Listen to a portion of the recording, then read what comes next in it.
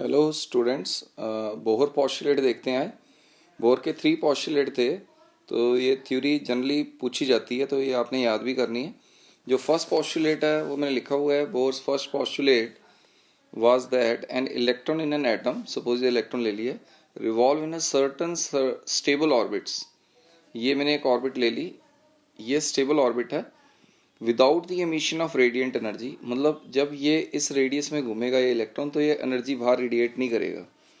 Contrary to the prediction of electromagnetic theory. Electromagnetic theory का मतलब होता है जब भी कोई चार्ज पार्टिकल एक्सलरेट होता है, क्योंकि इस पर सेंट्रीपिटल एक्सलरेशन है, तो वो according to that theory energy is radiated.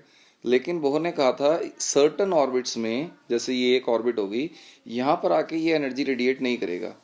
According to the postulate each atom has certain definite stable state. कोई स्टेट्स होती हैं, जैसे एक यहाँ पर मैंने रेडियस ले लिया, शायद एक रेडियस दूसरा रेडियस यहाँ पर हो जहाँ पर वो एनर्जी रेडिएट नहीं करेगा। हाँ, यहाँ से लेके यहाँ तक जितने भी रेडियस होंगे वहाँ पर वो एनर्जी रेडिएट कर सकता है, इसलिए वो वहाँ रिवॉल्व ही नहीं करते। इलेक्ट्रॉन रिवॉल्व इधर करते हैं जहाँ पर एनर्जी रेडिएट ना हो। And each possible state has definite total energy. यहाँ पर भी इलेक्ट्रॉन रिवॉल्व करता है, उसकी कोई डेफिनेट टोटल एनर्जी होती है। These are called stationary states of the atoms. इसको हम stationary states of the atoms कहते हैं। तो पहला पोस्टुलेट समझ में आ गया।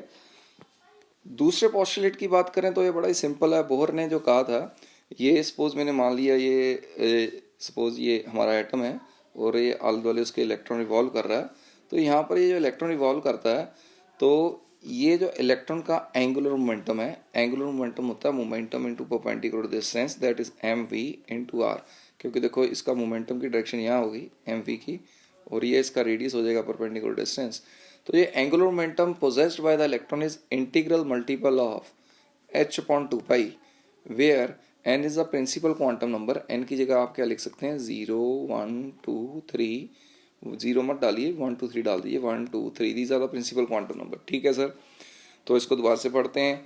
Bohr second postulate define the stable orbit. Stable orbit के बारे में बताता है। This postulate state that electron revolve around the nucleus only in those orbits for which the angular momentum is integral multiple of h upon 2 pi. h is up, where h is a Planck's constant, इसकी value 6.6 10 - 34 joule second होती है।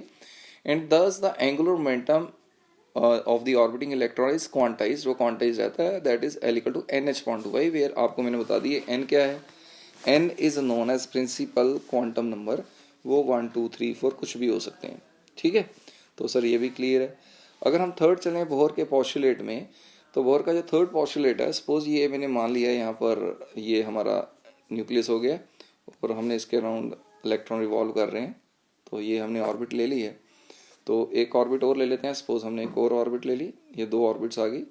तो जब एक orbits में दूसरी orbit तक कोई इलेक्ट्रॉन जाएगा, सपोज मैंने मान लिया ये हायर एनर्जी लेवल है, ये लोअर एनर्जी लेवल है। जैसे जैसे यहाँ से लेकर अगर इलेक्ट्रॉन ऊपर जाता है, दोबारा से पढ़ ले पहले इसको, फिर आते हैं इस पर। बहुत सारा इनको atomic theory early quantum that had been developed by Planck's and Einstein ने बनाया था।